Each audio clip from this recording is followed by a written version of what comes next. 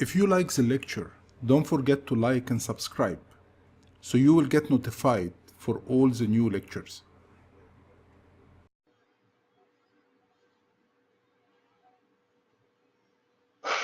Yes, Mom. Excellent, excellent. Okay, so let's start.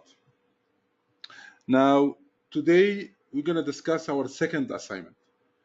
Before start explaining the second assignment and the objective of the second assignment, let me clarify why we are doing those meetings. Okay, why we are meeting frequently. The thing is with the assignment that it has two different purposes. First one, it's just to let you understand the information security concept and terminology in a realistic way.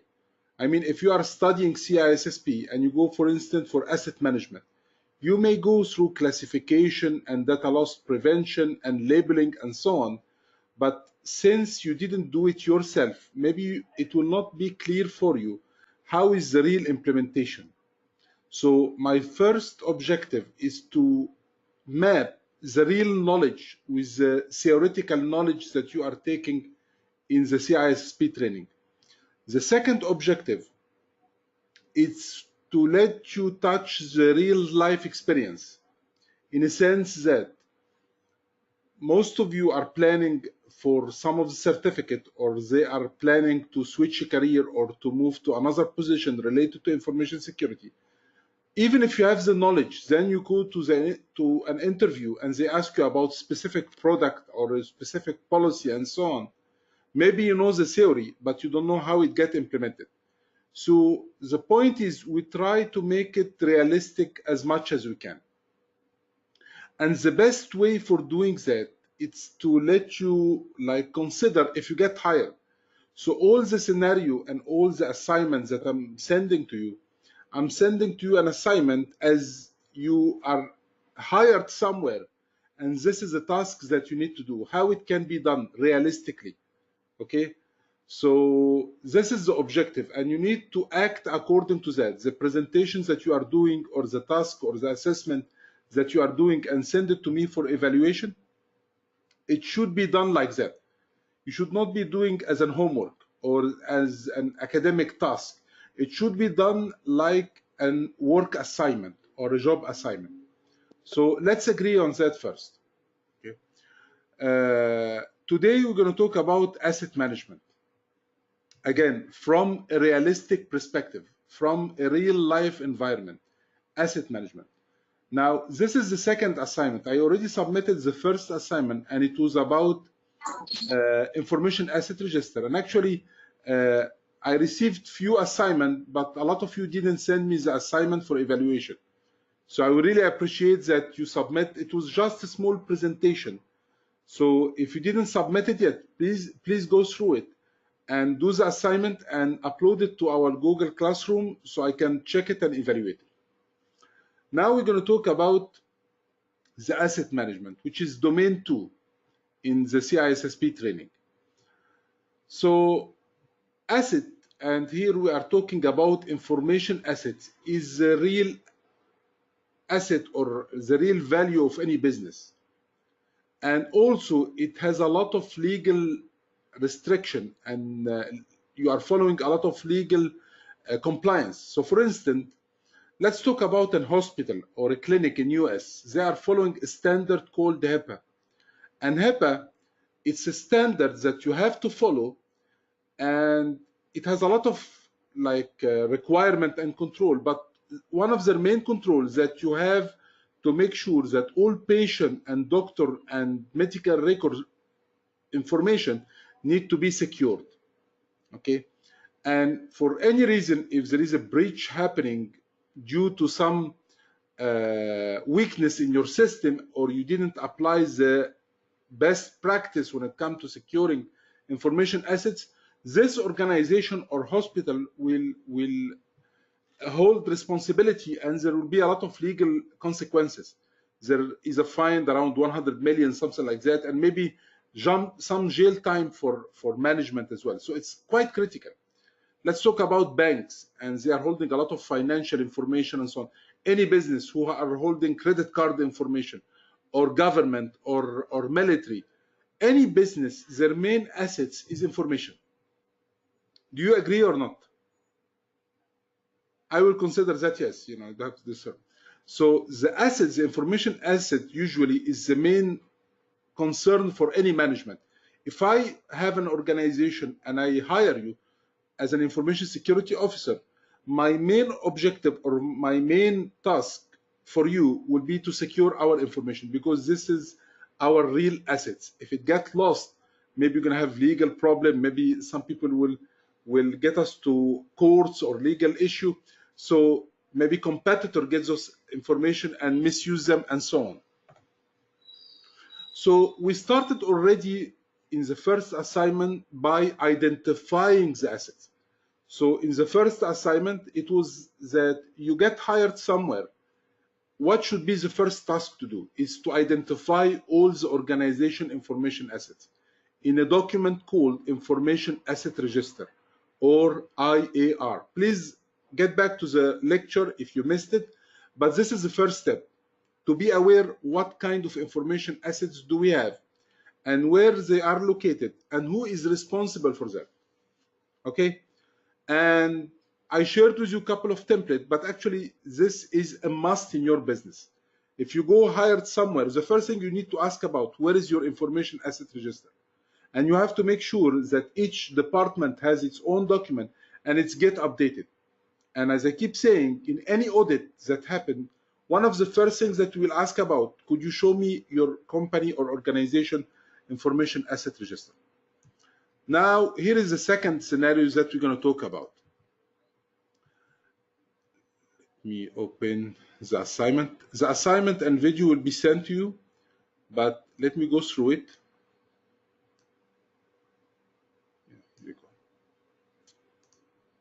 Now, we're going to consider that you get hired in a government entity, because usually government, you know, all the information are quite critical, and you'll be holding the responsibility of securing this information. So you get hired in an organization, government organization, and they have a lot of confidential information. And when you get hired, the management sat with you and he told you, listen, our main goal is to secure our confidential information. This is very critical. If something gets lost or something gets leakage or there is any problem happening in our information, this will have a very bad impact as a government, and a lot of people will hold responsibility. So the management quietly clarified that their main concern is to secure or to secure the confidential information of this organization and make sure it didn't get lost or no leakage will happen. Okay? So you need to come up with a solution to be able to prevent this kind of problem from happening. Okay. Now, before talking about or before going through the steps of the assignment or the presentation you're going to do for the management, let's get back to our presentation here. When we are talking about information, what kind of information? Are we talking about digital information, files on my computer like Excel sheets, document, PDF, AutoCAD files? Are we talking about that, or are we talking about hard copy information like reports, invoices? What do you think? There is a chat box where you can write down whatever you think. Are you talking about information in a specific shape, or are we talking about all kinds of information?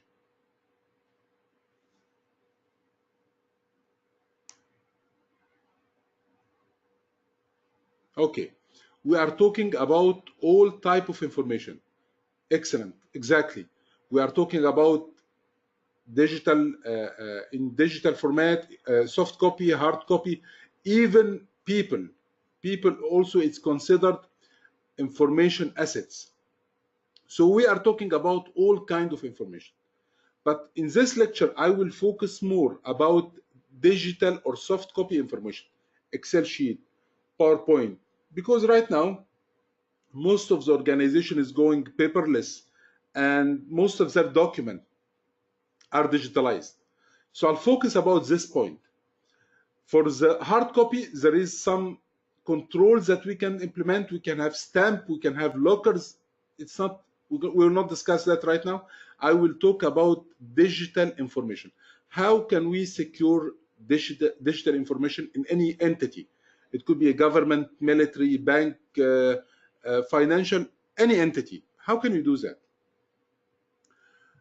We're going to start with technology that is used right now, widely used. And I noticed that in many interviews, people is asking about that. And right now, whenever we get someone to get hired, we ask him, do you know what is a DLP or data loss prevention? Some people are calling it data loss prevention or data leakage prevention. So, but the abbreviation is DLP. What is a DLP? DLP is a software that you can install in your computer or server, and you can put some rule on your organization, some policy, that any file that includes social security number, you should not allow this file to be sent by email, or you should not allow this file to be copied to a flash disk, or it should not allow this file to be printed. You can put some policy and it can be implemented. So the first concept that we need to talk about right now, it's a technology that become widely used, is the DLP, or data loss prevention. Now DLP, it will be a very good actually idea if that whenever we are talking about a technology or a technique to check different product who's doing it. And actually I'm going to ask you to do that in the assignment. So if I'm telling you about DLP, DLP is not a specific product, it's the name of the technology. But there is a lot of product who's doing DLP. So one of the very powerful product is a product called Digital Guardian. You can go to their website, see exactly what they are doing.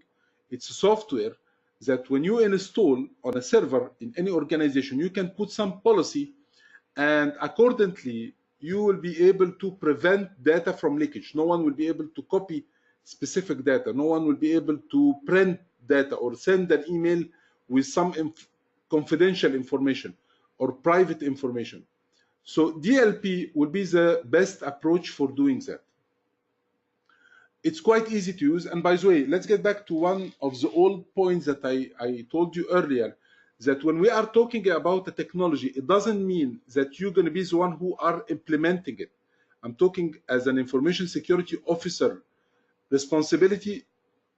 It's not like you're going to suggest DLP and then they're going to tell you, okay, buy it and install it and implement it and put the policy. It's not working like that. You are just suggesting the solution, the product, but others team are the one who are doing the POC, proof of concept, implementing it, monitoring, and so on. So we are talking about providing the solution, but it doesn't mean that you're going to be the one who doing the technical part. Getting back to our point, Digital Guardian is one of the very important, very famous DLP product. We also, Symantec have a DLP. There is a lot of company who provides that. One of your responsibility is to compare between them, from the cost, from the effectiveness, from the capability, expansion. So, you know, it's one of your rule. But at least you understand the technology, you can search for it, and then you can come up with a product. So DLP will be your first idea. If you need to secure or need to make sure your information will not get prevented or will not get, will not leaked or will not get lost, we need to use the DLP, whatever product is it, right? And the DLP work in a way that, as I told you, you put policy.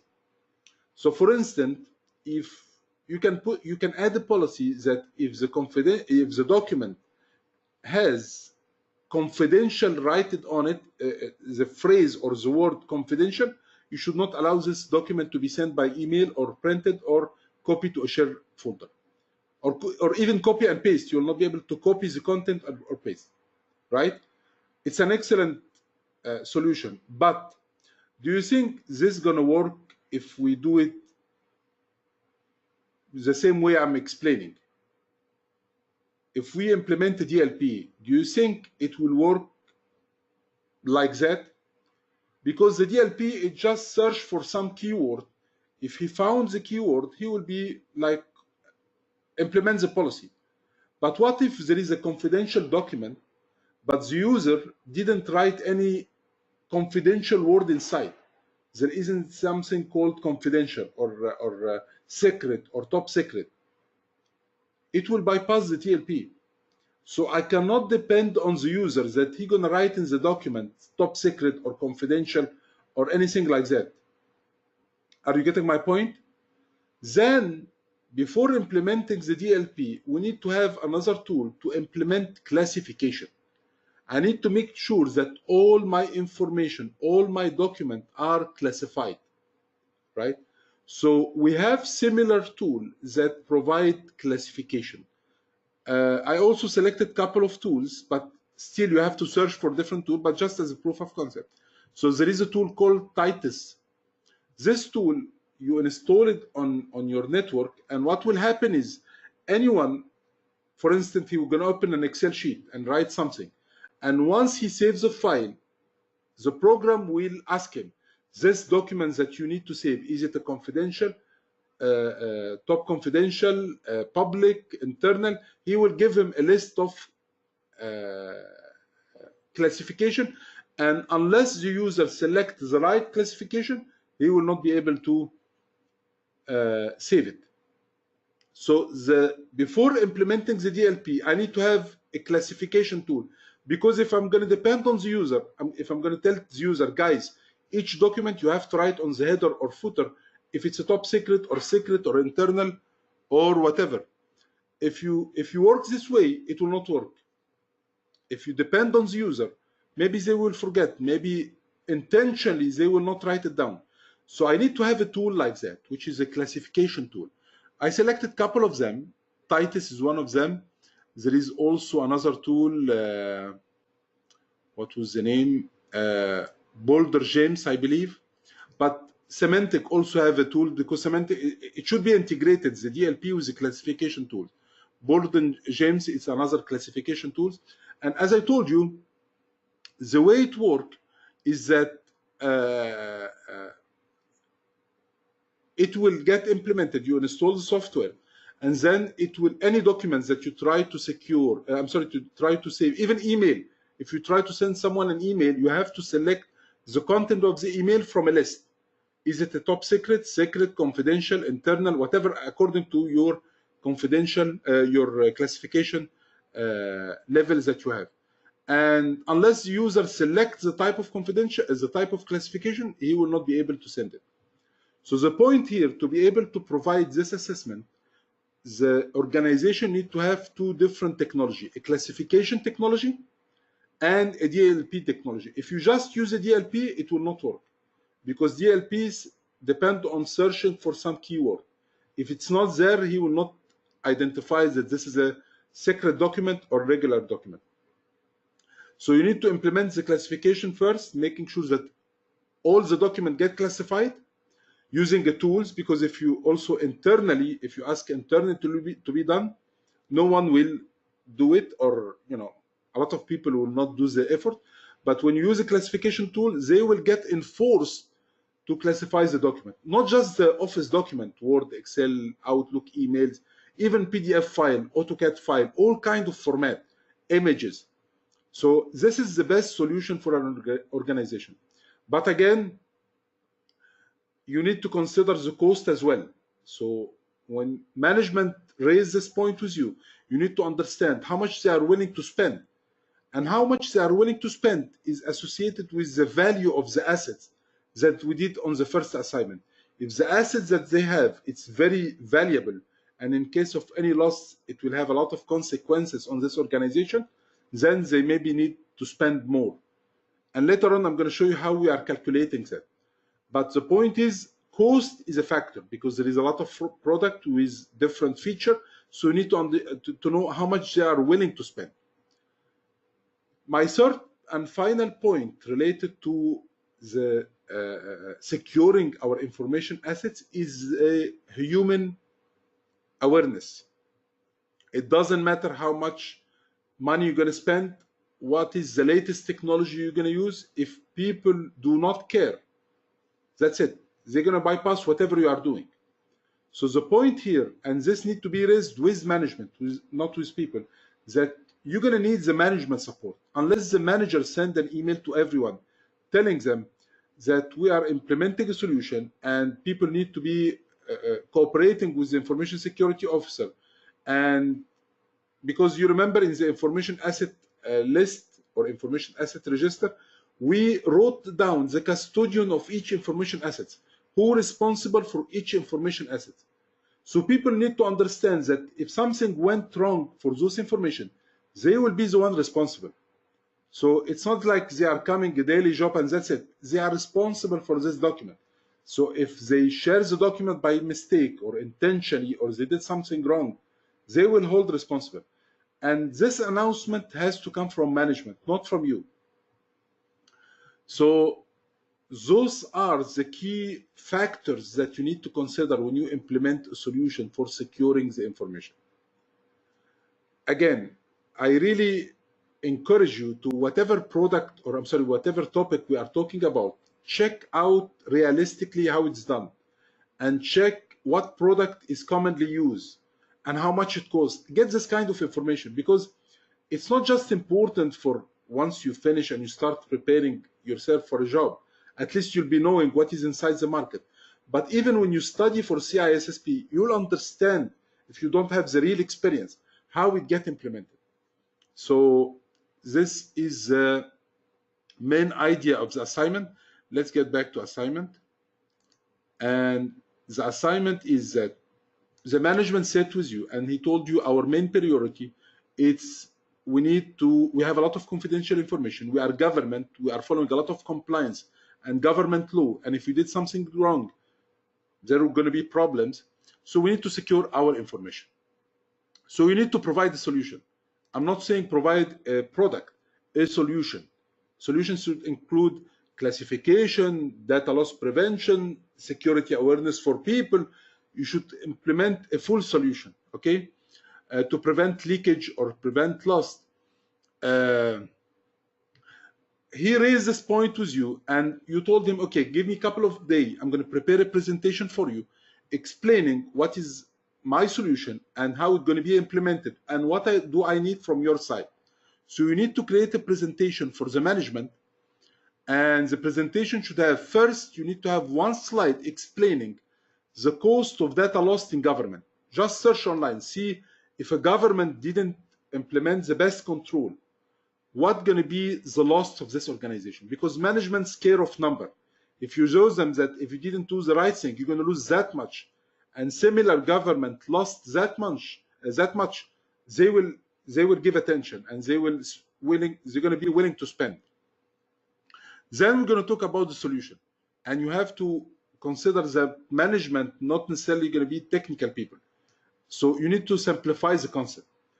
Explain the importance of their information, and explain that everything needs to be classified. If I see a document on your office and it's not written on it, if it's a secret or top secret, and I took it and I throw it away, you can do nothing about it, because I don't know that this is something critical. So you need to explain that to your management through a presentation. Then we're going to talk about data classification. What is the importance of data classification? And you will refer to some of the product who provides that. We're going to talk about data loss prevention, DLP. And the data classification is a prerequisite for data loss prevention. And finally, you need to explain the responsibility of management. We need management support.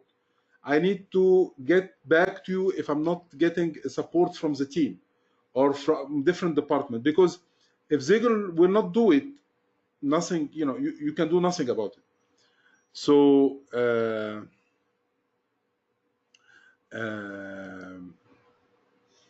sorry, this is an old one. Okay, so as I told you, if you can, instead of making your presentation to make it dry, it's better to refer to a couple of technology. You don't have to refer to mine technology. Search. I just show you a couple of products as a proof of concept, but maybe there is better product. Okay, so this will be your assignment. And for for people who didn't submit the first assignment, please do it, because eventually you're going to end up with something. You'll understand realistically how things is done, what is different product used, how we are doing our real job in real life. What are the challenges that we are facing? What are the products that we are facing? So this is my actually objective of doing those meetings frequently. I will give you a meeting about the same solution, how it works, and what is same solution. Definitely it's going to be a question in any interview. We're going to do another one about risk assessment and show you how we are doing risk assessment. So it's good to go through all those points and understand how realistically we are doing it, what tools we are using, what are the popular tool, what is the expensive tool, and so on and so forth. So this is the second assignment. I'm going to have like 5-10 minutes in case you have any question. Please go ahead.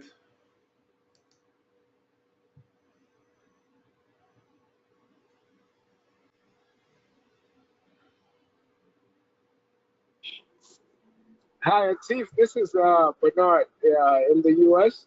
Yes, Bernard, how are you? Pretty good. So some of the assignments you've asked, I think they are very practical. But me, for example, I'm already working in the cybersecurity field, and we're doing a lot of A&A work.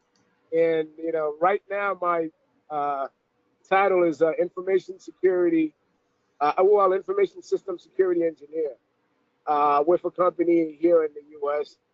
And we're providing, service to the Veterans Affairs. So, we do a lot of ATO work, try to get these systems ATOs. Okay. And so, the CISSP, one of the reasons I'm going for it is to try to,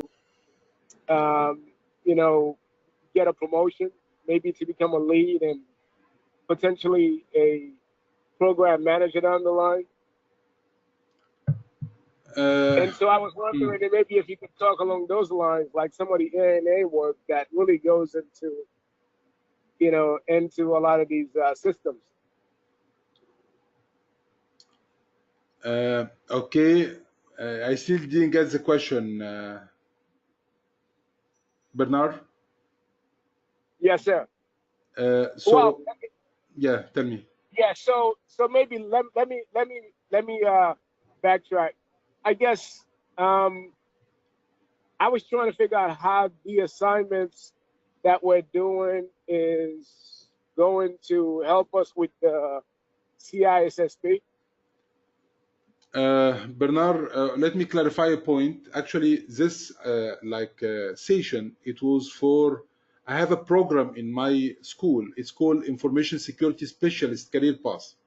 And the program is to qualify people to get this specific title, Information Security Specialist. And they will get this specific title by getting a couple of certificates, besides getting some real life experience and case study. And this is what I'm doing. But actually, I invited my CISSP premium group, just in case if anyone need to attend one of the sessions, to understand realistically how it's done and map that to the knowledge that he's studying in the CISSP. So my point is this session was already for people who are into the information security specialist career path. The invitation for CISSP just to let them relate the concept that they are studying with the real life implementation. So I hope it may help. This is my point. Okay, I certainly understand what you're trying to do, and I think it's a great program.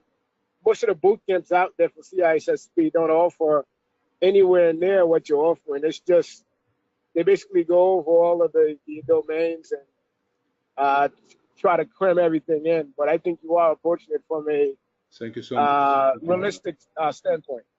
Thank you. And for CISSP, you don't have to worry about the exam itself. And this is actually what I need to clarify. If you follow the plan with the resources and the exam, especially the exam practice question, those are not brain dumps, but actually if you follow the exam practice question and you are able to get more than 80%, you are ready to sit for the exam. So I really am not worried about the exam. Whoever plan for CISSP and they go through the plan, at least he'll be comfortable. Because if you are not getting 80% in the exams that I provide for you, you are not ready for the exam. So certificate is not really an issue. But the problem is after getting certified, especially for people who are new in the field. Once you get certified, then what? You go to interview. Do you think they're going to ask you like theoretical question? What is information assets, or what are the different risk strategy technique? No, they will ask you realistically. If you get hired tomorrow and you have this problem, how are you going to solve it? And this is what I try to cover in this program. Okay. I hope I answered your question, and you don't have to worry about the exam. You'll be able to pass it. I have a question here from Hamid regarding how we are classifying all the information. Actually, those classification tools, they have a lot of features in a way that you can like classify a folder, and automatically all the document inside this folder will be classified. Besides, the thing with the classification that if you are not using the file, you will not request to classify it. But even if you have an old file and now you try to use it or send it to someone, he will not allow you to send it unless you classify it. So it has a technique that anything that is in use, it will be classified. Okay. Hello. Yes, Hamad. Hello. This is Mahesh, actually. Mahesh from London. Yes. I have just a question. Like, I do understand like some of the files, or like Excel files or data files which are available. You can classify it by having these two software, like the software classifying software, so that people do save it. But what about like if they're using any applications and recording the data through like application, example like CRM application? Yeah, excellent question. Yeah. So how do you classify? Yeah, actually, this will be inside the application itself. The control will be inside the application. There is a part related to classifying the database and classifying the application, and there is a controls, and there is a software development life cycles that need to follow, and it will be audited. So there is a part related to that, and the application developers team, if you have a developer in-house, they will be responsible for that. You just request for a specific control, and this will be covered in the development section. So usually this is built in, but the problem will be the information, separate kind of information. I'll give you a small example. Few years back, you remember this scandal that happened in the US when some of the document from emails and document has been, there was a leakage in those documents, and it was a government document, and there was something like that, couple of, or maybe 3-4 years That's back. right. Yeah. Right? Mm-hmm. Now we are talking about this scenario. Okay, how can we prevent something like that? Okay, if you are working on a tender in an organization and you are putting price, and many competitor of this business would like to know your price, so they can like put a lower price and get this tender. It's a business lost, right? What if your employee sends this document to someone? It's a regular Excel sheet. What control you can add? So regarding the application and database and so on, there is a control that we are putting in place, and it depends, of course, about what you are using, but there is a different domain for that. But today we are talking about information assets in like a basic approach. You know what I mean? Okay. Yeah, I do understand. So it's mainly respecting to the assets, yeah? Exactly, the type of asset, because as I told you, even people will consider some assets. What if someone has the know-how for a specific like secret, like people who are doing Coca-Cola or Pepsi? There is only few people who know the secret, what do you call it, recipe for that. How do you secure that? It's a big business. It's a multi-billion-dollar business. How can you secure that? So there is control for people that we're going to cover for that. But the concept of securing information assets, this is what I'm trying to get. Yeah, it's concerning the asset security rather than exactly. an application security. Exactly. Or something. I don't. Yes. Yeah. Thank you. You are most welcome. Okay, gentlemen, any other question? Okay. Thank you, sir. You are most welcome. I will send you the assignment, and I will send you the video as well, maybe tonight or tomorrow. Kindly make sure once you do the assignment, just upload it to the Google School. I can check it. It will be faster. I can evaluate it and tell you my comment. And when you get used to do those kind of presentation, you know, it's going to be a good skills how to do a presentation for management, because usually we end up with doing that. Presentation and documentation. This is what most of our work is in real life. We do a presentation for management to explain, to get approval, to tell them their commitment, and we end up doing documentation and sending those documentation to different teams and follow up with them. So, you know, this is how it's going to work in our program. Okay, thank you so much. It was great talking to you today. I'll send you all the document and we'll be waiting for your feedback. Thank you. Thank you very much. Have a nice night. Tiff, I wanted to find out if I could get 2 or 3 minutes with you offline, maybe regarding the CISSP. Is it possible for a 2 or 3 minute conversation? Yeah, definitely. Okay, do something. Just drop me an email. I'll send you a link, and after the meeting we can meet. No problem. Okay, thank you, sir. You are most welcome. Thank you.